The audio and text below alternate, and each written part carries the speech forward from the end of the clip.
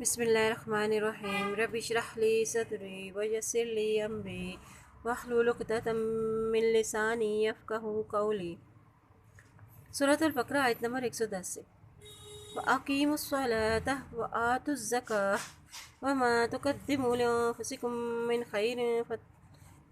من خیر تجدوہ عند اللہ ان اللہ بما تعملون بصیر۔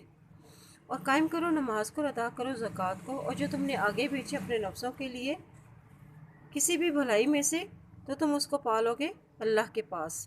بے شک اللہ تعالیٰ ساتھ اس کے جو تم عمل کرتے ہو دیکھنے والا ہے۔ اب اس آیت میں اللہ سے مدد مانگنے کے طریقے بتائے گئے ہیں کہ نماز اور زکوٰۃ کے ذریعے اللہ سے مدد مانگو، کیونکہ زکوٰۃ جو ہے وہ مصیبتوں کو دور کرتی ہے، صدقہ و خیرات سے بلائیں دور ہوتی ہیں اور دل کو سکون ملتا ہے۔ اور اگر مال نہ ہو تو کوئی بھی چیز، کوئی بھی خیر یعنی نیکی کو آگے پھیلاؤ، تم اس نیکی کو اللہ کے پاس پالو گے۔ ہر نیکی قیامت کے دن آگے آ جائے گی اور اللہ کے پاس سب محفوظ ہے۔ بے شک اللہ تعالیٰ جو تم عمل کرتے ہو اسے دیکھ رہا ہے۔ وَقَالُوا لَن يَدْخُلَ الْجَنَّةَ إِلَّا مَن كَانَ هُودًا أَوْ نَصَارَىٰ، کہہ دیجئے ہرگز نہیں داخل ہوں گے جنت میں ان میں سے جو ہوگا یہودی یا عیسائی۔ کیوں داخل نہیں ہوگا؟ تِلْکَ أَمَانِیُّہُم، وہ اپنی خواہشات کی وجہ سے۔ قُلْ هَاتُوا بُرْہَانَکُمْ إِن کُنتُم صَادِقِینَ، قل کہہ دو اگر ہے تمہارے پاس دلیل، کون سی دلیل؟ کہ تم ہی جنت میں جاؤ گے۔ اگر ایسی ہے کوئی دلیل تمہارے پاس تو تم لے آؤ اگر ہو تم اس بات میں سچے۔ بھلا من اسلم وجہہ للہ وہو محسن، بھلا جس نے سپرد کر دیا اپنی ذات کو کس کے لیے؟ اللہ کے لیے، اور وہ کیا ہو؟ اور وہ محسن بھی ہو، تو اس کے لیے کیا اجر ہے؟ فَلَهُ أَجْرُهُ عِندَ رَبِّهِ، تو اس کا اجر اس کے رب کے پاس ہے۔ کیا اجر ہے؟ وَلَا خَوْفٌ عَلَيْهِمْ وَلَا هُمْ يَحْزَنُونَ، کہ ان میں نہ کوئی خوف ہوگا اور نہ ہی وہ کبھی غمگین ہوں گے۔ اور محسن کون ہوتا ہے؟ کہ ہر کام خوبصورتی سے کرنے والا، یعنی جو آپ کی بھلائی چاہے، جو بلا مانگے دینے والا ہو، خاموشی سے مدد کرنے والا ہو، نرمی اور آسانی سے معاف کر دینے والا، یہ کام وہ اللہ کی رضا کے لیے کرے اور اس کے لیے اجر ہے کہ وہ اسے نہ کوئی خوف ہوگا اور نہ وہ غمگین ہوں گے۔ وقالت اليهود ليست النصارى على شيء وقالت النصارى ليست اليهود على شيء وهم يتلون الكتاب كذلك قال الذين لا يعلمون مثل قولهم والله يحكم بينهم يوم القيامة فيما كانوا فيه يختلفون۔ کہا یہودیوں نے نہیں ہے عیسائی اوپر کسی چیز کے، اور کہا نصرانیوں نے کہ نہیں ہے یہود اوپر کسی چیز کے، حالانکہ وہ تلاوت کرتے ہیں کتاب کی۔ یعنی یہود تورات کو پڑھتے تھے جس میں حضرت موسیٰ علیہ السلام کی زبان سے حضرت عیسیٰ علیہ السلام کی تصدیق موجود تھی، لیکن اس کے باوجود یہود حضرت عیسیٰ علیہ السلام کا انکار کرتے تھے، اور یہودیوں کا دعویٰ تھا کہ ہم اللہ کے بیٹے ہیں اور پیارے ہیں، ہمیں اللہ نے جہاں والوں پر فضیلت دی ہے، ہمارے پاس انبیاء اکرام آئے۔ اور عیسائیوں کے پاس انجیل تھی جس میں حضرت موسیٰ علیہ السلام اور تورات کے ہونے کی تصدیق موجود تھی، اس کے باوجود انہوں نے ان کا انکار کیا۔ عیسائیوں کا دعویٰ تھا کہ اللہ کا بیٹا عیسیٰ علیہ السلام ہمارے بیچ موجود ہے، حالانکہ وہ کتاب کی تلاوت کرتے تھے، یعنی ان کے پاس کتابیں موجود تھیں، پھر بھی وہ اپنے بارے میں خوش فہمیوں میں مبتلا تھے۔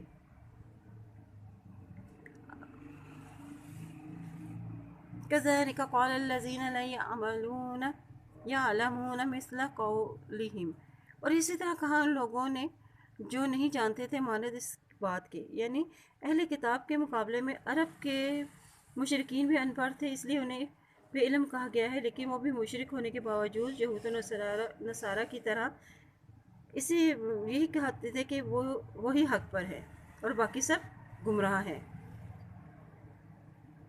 ایسی باتیں ان لوگوں نے بھی کہیں جن کے پاس کوئی کتاب نہ تھی، یعنی اہل عرب. تو اللہ تعالیٰ فیصلہ کرے گا. فاللہ یحکم اللہ تعالیٰ فیصلہ کرے گا بینہم ان کے درمیان. کب؟ یوم القیامت، قیامت کے دن. فی ما کانوا فیہ یختلفون، جس معاملے میں جو اختلاف کرتے ہیں، یعنی ان کے اختلاف کا فیصلہ قیامت کے دن اللہ تعالیٰ کرے گا. اور کس بات پہ اختلاف کرتے تھے؟ کہ ہم ہی حق پر ہیں، باقی سب گمراہ ہیں. ومن ازلم ممن منع مساجد اللہ ان یذکر فیہا اسمہ وسعی فی خرابہا. اب اس آیت میں بتایا گیا ہے کہ سب سے بڑا ظالم کون ہے. سب سے بڑا ظالم وہ ہے جو مسجدوں میں مسجدوں میں آنے سے روکے اور اس میں اس کا ذکر کرنے سے روکے، اور اس میں خرابی اور اس میں ویرانی پیدا کرنے کا سبب بنے.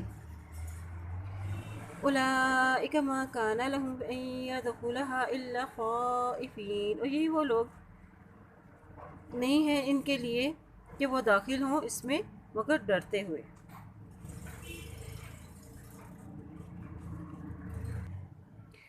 کیونکہ ہر گروہ فرقے نے اپنی اپنی عبادت گاہیں الگ کر لی تھیں اور اسے صرف اپنے لیے ہی محدود کر رکھا تھا. اور اللہ کی مسجدیں تو اللہ کے ذکر کے لیے ہیں، اس لیے ان کو سب سے بڑا ظالم کہا گیا ہے، ان کو جو مسجدوں میں آنے سے روکتے ہیں اور اس کی ویرانی میں کوشش پیدا کرتے ہیں. مسجدیں کیسے ویران ہو جاتی ہیں؟ یعنی اس میں جو ہے نمازی نہ آنا، دوسرے فرقے کے لوگوں کو آنے سے روکنا، مسجد کو گرانا، یا اس میں کوئی بھی خرابی پیدا کیا، اس میں دنیاوی معاملات کو ڈسکس کیا جائے، اس میں اللہ کا ذکر نہ کیا جائے، دنیاوی باتیں کی جائیں، تنقید کیا جائے، شور کیا جائے. اور مسجد میں کیسے داخل ہونا چاہیے؟ ڈرتے ہوئے، یعنی مسجد میں جاتے ہوئے اللہ کا خوف ہونا چاہیے، کیونکہ جس شخص کے اندر اللہ کا خوف ہوگا وہی شخص دوسروں کو مسجد میں آنے سے نہیں روکے گا. اس کا سب سے بڑا فائدہ کیا ہوگا کہ تمام وہ ارکان جو ہے وہ مسجد کے وہ صحیح طرح سے ادا ہوں گے، اور ایک دوسرے کے ساتھ معاملات بھی اچھے ہوں گے، اور مثبت سوچ پیدا ہوگی. اب ادھر ظالموں کا انجام بتا دیا گیا ہے. لہم فی الدنیا خزی ولہم فی الآخرۃ عذاب عظیم، کہ ان کے لیے دنیا میں رسوائی ہے اور آخرت میں بہت بڑا عذاب ہے. وَلِلَّهِ الْمَشْرِقُ وَالْمَغْرِبُ فَأَيْنَمَا تُوَلُّوا فَثَمَّ وَجْهُ اللَّهِ إِنَّ اللَّهَ وَاسِعٌ عَلِيمٌ. اللہ ہی کے لیے ہے مشرق و مغرب، تو جہاں کہیں بھی تم منہ موڑو تو اسی جگہ ذات ہے اللہ کی، بے شک اللہ تعالیٰ وسعت والا اور جاننے. جدھر بھی تم منہ کرو وہی ذات اللہ کی ہے، یعنی اللہ ہی کے لیے مشرق و مغرب ہے. کیونکہ عیسائیوں نے مشرقی سمت اور یہودیوں نے مغربی سمت کا قبلہ بنا رکھا تھا. عبادت کے لیے صرف اللہ ہی کا تقویٰ ہونا ضروری ہے. فرض نماز کے لیے صحیح قبلے کا تعین ہونا ضروری ہے. ان اللہ واسع علیم، بے شک اللہ تعالیٰ جاننے والا ہے. یعنی کہ تم کس نیت سے نماز پڑھ رہے ہو، مسجد کو آباد کرنے کے لیے یا اسے ویران کرنے کے لیے. وقالوا اتخذ اللہ ولدا سبحانہ بل لہ ما فی السماوات والارض کل لہ قانتون. اور انہوں نے کہا بنائی ہے اللہ نے اولاد، پاک ہے وہ، بلکہ اس کے لیے ہے جو کچھ آسمانوں میں اور زمین میں ہے، اور سارے کا سارا اس کے تابع ہے. عیسائیوں نے عیسیٰ علیہ السلام کو، یہودیوں نے حضرت عزیر کو، اور مشرکین نے فرشتوں کو اللہ کی اولاد قرار دے دیا. اللہ نے اس کی تردید اس طرح کی کہ پاک ہے اللہ کی ذات، سبحانہ پاک ہے اللہ، جو کیا ہے زمین و آسمان کا مالک ہے. جو کچھ زمین و آسمان میں ہے سب اسی کا ہے، سارے کے سارا اسی کے تابع ہے، اور اس کی کوئی اسے کسی بھی اولاد کی کوئی ضرورت نہیں. بدیع السماوات والارض وَإِذَا قَضَىٰ أَمْرًا فَإِنَّمَا يَقُولُ لَهُ كُن فَيَكُونُ. نئی سرے سے پیدا کرنے والا ہے زمان و زمین کو، جب کہیں وہ ارادہ کر لیتا ہے کسی کام کا تو وہ کہتا ہے کن ہو جا، فیکون تو پھر وہ ہو جاتا ہے.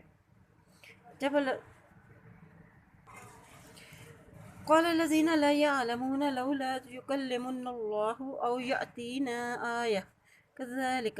اور کہا لوگوں نے جو نہیں علم رکھتے ہیں کہ کیوں نہیں کلام کرتا اللہ تعالیٰ، یا لے آتا ہمارے پاس کوئی بھی آیت یا نشانی.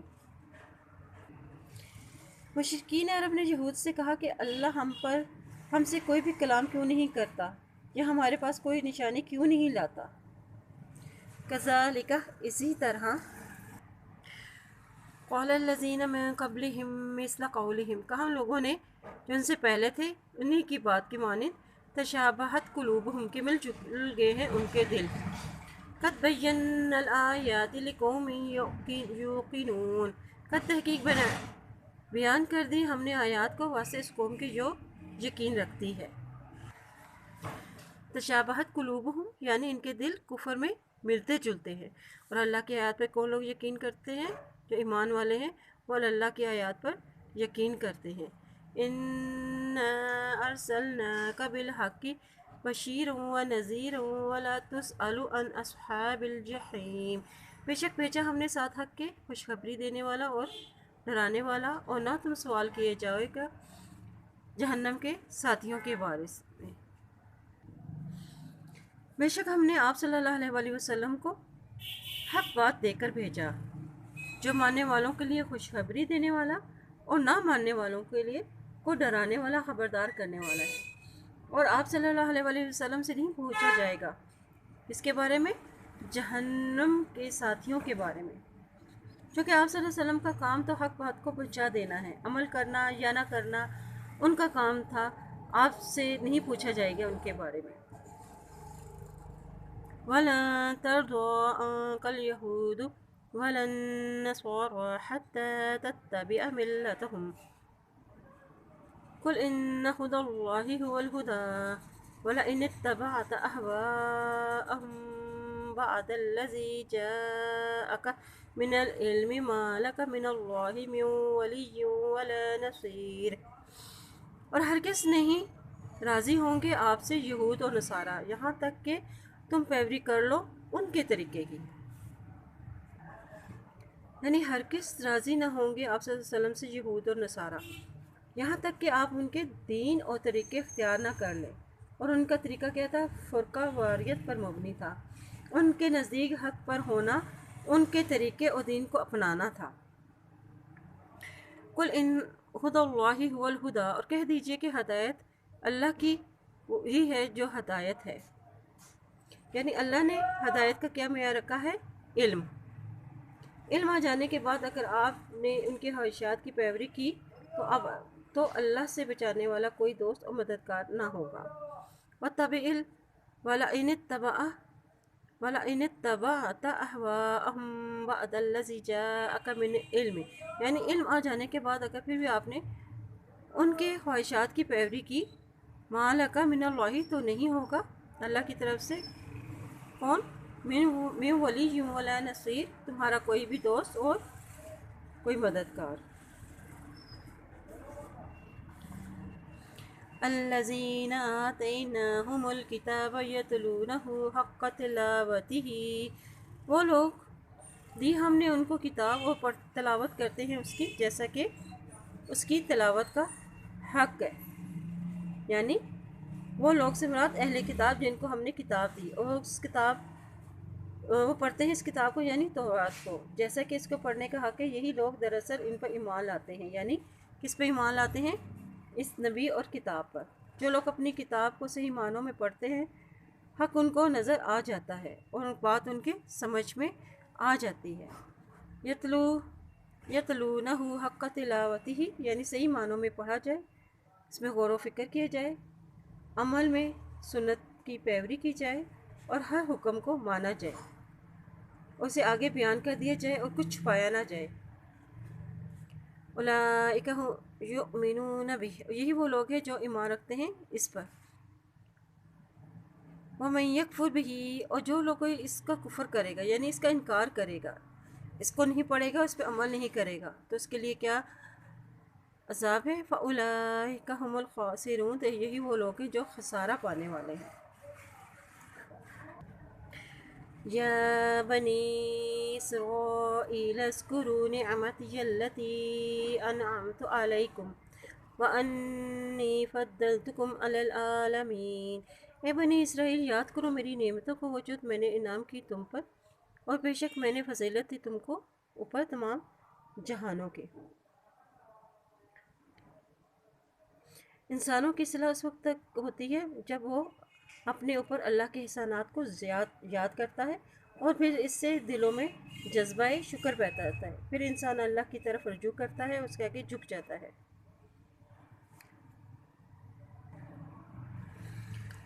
واتقوا يوما لا تجزي نفس عن نفس شيئا ولا يقبل منها عدل ولا تنفعها شفاعة ولا هم ينصرون۔ اور ڈرو اس دن سے نہیں کچھ کام آئے گا کوئی بھی شخص کسی شخص سے کچھ بھی، اور نہیں قبول کیا جائے گا اس سے کوئی بھی بدلہ، اور نہیں وہ نفع دیے جائیں گے کوئی بھی سفارش ان کو، اور نہیں وہ مدد دیے جائیں گے۔ یعنی آخرت کے دن کی سختیاں مصیبتوں سے بچنے کی فکر کرو، اس دن کوئی کسی کے کام نہ آئے گا، اور نہ ہی کسی سے کوئی بدلہ قبول کیا جائے گا، اور نہ ہی کوئی سفارش فائدہ دے گی، اور نہ ہی کوئی مدد آئے گی۔ وَإِذِ ابْتَلَىٰ إِبْرَاهِيمَ، اور جب آزمایا ابراہیم علیہ السلام کو رَبُّهُ بِكَلِمَاتٍ فَأَتَمَّهُنَّ قَالَ إِنِّي جَاعِلُكَ لِلنَّاسِ إِمَامًا قَالَ وَمِن ذُرِّيَّتِي قَالَ لَا يَنَالُ عَهْدِي الظَّالِمِينَ۔ کہا اس کے رب نے ساتھ اس کے چند کلمات کے، تو اس نے پورا کر دیا اس کو، فرمایا بے شک میں بنانے والا ہوں لوگوں کے لیے ایک امام۔ اور کہا ابراہیم علیہ السلام نے اور میری اولاد میں سے بھی، اور فرمایا اللہ نے نہیں پہنچے گا میرا عہد کس کو؟ ظالموں کو۔ جب آزمایا ابراہیم علیہ السلام کو اس کے رب نے سات چند کلمات کے، یعنی اب بنی اسرائیل کے بعد فوراً ہی ابراہیم علیہ السلام کا ذکر کیوں آیا؟ کیونکہ بنی اسرائیل کو یہ احساس دلانا تھا کہ تمہارے بگاڑ کی سب سے بڑی وجہ سے تم سے وہ امامت چھین کر اب ابراہیم علیہ السلام کو اور ان کی کو دی جا رہی ہے، ان کی اطاعت اور فرما برداری کے باعث یہ امامت ان کو سونپی جا رہی ہے۔ آزمائش کیا تھی کہ جب ابراہیم علیہ السلام نے اپنے ماحول سے انکار کیا، جب سب آپ کے مخالف ہو گئے، اور ان مخالفت میں آپ کے والد بھی شامل تھے، پھر انہیں اپنی قوم، علاقہ، گھر چھوڑنا پڑا، بیٹے اسماعیل اور بیوی ہاجرہ کے ساتھ میں مکہ آئے تو حکم ہوا کہ وہیں چھوڑ کر چلے جاؤ۔ اور کیا احکامات دیے گئے تھے ان کو؟ توحید، نماز، زکوٰۃ اور نیکی کا حکم، اور برائی سے روکنا۔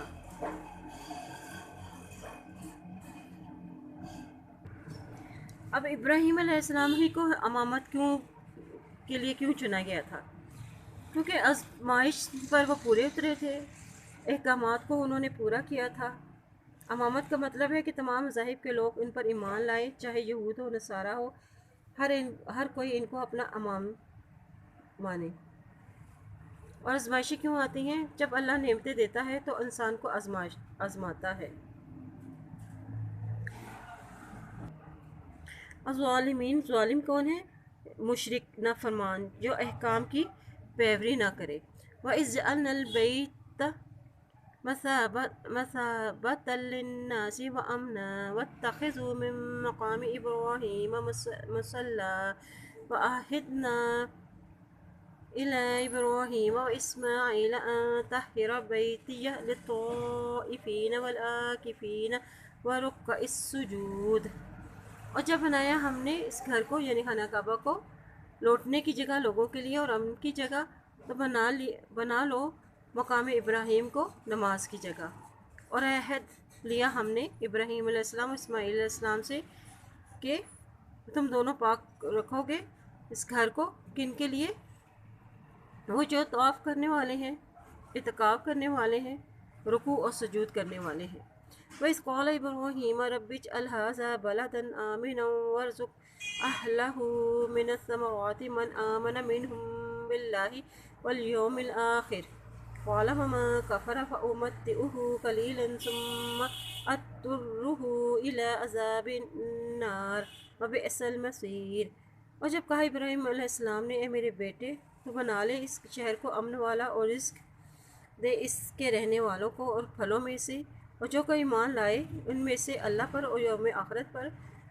تو اللہ نے فرمایا جس نے کفر کیا تو میں اس کو فائدہ اٹھانے دوں گا تھوڑا، پھر گھسیٹوں گا اس کو آگ کے عذاب میں، اور وہ بہت برا ٹھکانہ ہے۔ اب ابراہیم علیہ السلام نے ایمان والوں کے لیے دعا کی کہ اس شہر کو امن والا اور رہنے والوں کے لیے رزق عطا کرے پھلوں میں سے۔ کھانے پینے کے لیے کیوں دعا کی گئی؟ کیونکہ مکہ ویران تھا اور وہاں پہ کوئی بھی چیز نہیں اگتی تھی، اور کفر کرنے والوں کے ساتھ اللہ نے دنیا اور آخرت میں کیا معاملہ کیا کہ دنیا میں انہیں تھوڑا فائدہ دیا اور آخرت میں ان کے لیے عذاب ہے، یعنی انہیں آخرت میں عذاب کی طرف گھسیٹا جائے گا۔ وَإِذْ يَرْفَعُ إِبْرَاهِيمُ الْقَوَاعِدَ مِنَ الْبَيْتِ وَإِسْمَاعِيلُ رَبَّنَا تَقَبَّلْ مِنَّا إِنَّكَ أَنْتَ السَّمِيعُ الْعَلِيمُ۔ اور جب بلند کیا ہم نے ابراہیم علیہ السلام نے بنیادیں اس گھر کی اور اسماعیل علیہ السلام نے، تو انہوں نے دعا کی ہے میرے رب قبول کر ہم سے اور ہماری اولادوں میں سے ایک امت جو فرما بردار ہو تیرے لیے۔ وَأَرِنَا، دکھا ہم کو مناسکنا ہماری عبادت کے طریقے، وَتُب اور مہربان ہو علینا ہم پر، اِنَّکَ أَنْتَ التَّوَّابُ الرَّحِيمُ، بے شک تو ہی توبہ قبول کرنے والا اور رحم کرنے والا ہے۔ جب ابراہیم علیہ السلام اور اسماعیل علیہ السلام کے ساتھ مل کے خانہ کعبہ کی بنیادیں اونچی کر رہے تھے اور دعا کر رہے تھے، اے رب ہم سے اس نیکی کو قبول فرما، بے شک تو ہی سننے والا اور دلوں کے حال جاننے والا ہے۔ اور پھر دعا کی کہ ہم دونوں کو یعنی ابراہیم علیہ السلام اور اسماعیل علیہ السلام کو اپنا فرما بردار بنا اور ہماری اولادوں کو بھی، اور میں سے ایک جماعت ہو جو تیری فرما بردار ہو، اور سکھا ہم کو اپنی عبادت کے طریقے اور ہم پر مہربان ہو، بے شک تو ہی توبہ قبول کرنے والا اور رحم کرنے والا ہے۔ ربنا وابعث فیہم رسولا، اے ہمارے رب بھیج انہی میں سے ایک رسول کو، منہم انہی میں سے، یتلو علیہم آیاتک، کہ جو پڑھے ہم ان پر تیری آیات، وَيُعَلِّمُهُمُ الْكِتَابَ، اور وہ تعلیم دے ان کو اس کتاب کی، والحکمت اور حکمت کی، وَيُزَكِّيهِمْ اور ان کو پاک کر دے، اِنَّکَ بے شک تو انت العزیز الحکیم، تو ہی ہے جو زبردست ہے اور حکمت والا ہے۔ اب یہ حضرت ابراہیم علیہ السلام اور حضرت اسماعیل علیہ السلام کی دعا ہے کہ یہ بھی کہ اللہ نے اس دعا کو بھی قبول فرمایا اور حضرت اسماعیل کی اولاد میں سے حضرت محمد صلی اللہ علیہ وآلہ وسلم کو مبعوث فرمایا۔ اسی لیے نبی صلی اللہ علیہ وسلم نے فرمایا کہ میں اپنے باپ یعنی ابراہیم علیہ السلام کی دعا اور حضرت عیسیٰ علیہ السلام کی بشارت اور اپنی والدہ کیا خواب ہوں، اور کتاب سے مراد قرآن پاک اور حکمت سے مراد احادیث ہے، یعنی تلاوت آیات کے بعد تعلیم کتاب اور حکمت کے بارے میں سے بھی معلوم ہو سکتی ہیں، اور قرآن کی تلاوت باعث اجر و ثواب ہے، تاہم اگر اس کا مطلب اور مفہوم بھی سمجھ میں آ جائے تو سبحان اللہ۔ وَمَن يَرْغَبُ عَن مِّلَّةِ إِبْرَاهِيمَ إِلَّا مَن سَفِهَ نَفْسَهُ وَلَقَدِ اصْطَفَيْنَاهُ فِي الدُّنْيَا وَإِنَّهُ فِي الْآخِرَةِ لَمِنَ الصَّالِحِينَ۔ اور کون ہے جو کہ منہ موڑے ابراہیم علیہ السلام کے طریقے سے، مگر وہ جس نے بے وقوف بنایا اپنے آپ کو، اور البتہ تحقیق چن لیا تھا ہم نے اس کو دنیا میں ہی، اور بے شک آخرت میں، اور البتہ ضرور ان میں سے ہوگا جو نیک ہے۔ اب اس آیت میں اللہ تعالیٰ نے ابراہیم علیہ السلام کی عظمت اور فضیلت بیان کر رہے ہیں جو کہ اللہ تعالیٰ نے انہیں دنیا اور آخرت میں عطا فرمائی، اور یہ بھی وضاحت فرمائی کہ ملت ابراہیمی سے جو اعراض اور بے رغبتی کرے گا وہ بے قوموں کا کام ہے۔ ابراہیم علیہ السلام پر اللہ کا دنیا اور آخرت میں کیا انعام تھا کہ دنیا میں ان کو چن لیا گیا تھا، اور آخرت میں وہ کیا ہوں گے؟ صالحین میں سے ہوں گے۔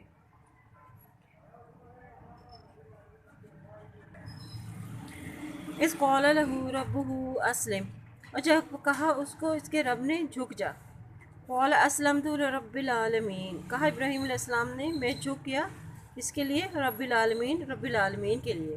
وَوَصَّىٰ بِهَا إِبْرَاهِيمُ بَنِيهِ وَيَعْقُوبُ، اور وصیت کی ساتھ اس کے ابراہیم علیہ السلام نے اپنے بیٹوں کو اور یعقوب نے یا بنی ان اللہ اصطفی لکم الدین، کہ اے میرے بیٹو، بے شک اللہ تعالیٰ نے چن لیا ہے تمہیں دین کے لیے، فلا تموتن، تو نہ تم مرنا، الا وانتم مسلمون، اس حالت میں کہ تم مسلمان ہو۔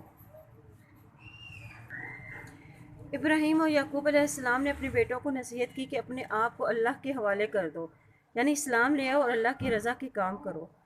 اللہ نے دین کو تمہارے لیے چن لیا ہے تو تم ہرگز نہ مرنا مگر اس حال میں کہ تم مسلمان ہو۔ تم میں سے سب اپنے آپ کو اللہ کی مرضی کے تابع کر لو۔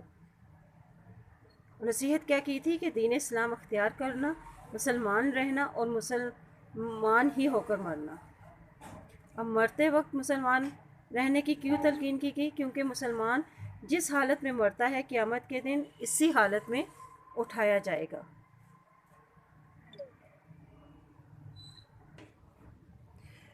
ام کنتم شہداء اذ حضر یعقوب الموت اذ قال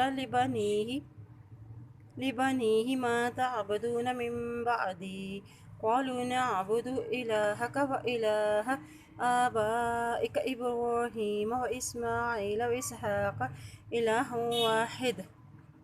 واحد ونحن له مسلمون۔